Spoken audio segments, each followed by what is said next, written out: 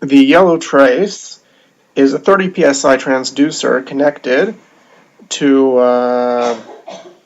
the scope. The power source is a 12-volt car battery, standalone, not connected to anything. And this is the signal at 5 milliseconds per division. You can see that there's these oscillations that shouldn't be there, and they show up in any waveform that I look at. The size of the oscillations is quite significant. If I disconnect the transducer from the connector, okay, so fine, this is what I'm seeing, which is just noise, because basically there's no circuit here now. The blue trace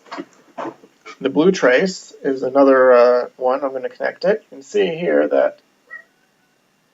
that on the power pin of the transducer, I've got a fairly clean 4.9293 volts. So the 12 volt to 5 volt power converter is not the source of the noise. The noise is coming from the transducer itself.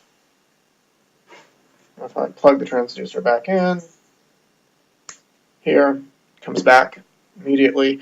Have the exact same problem with the 100 psi and the 200 psi transducers. They have the same noise in their signal, and I'm not sure what's causing that.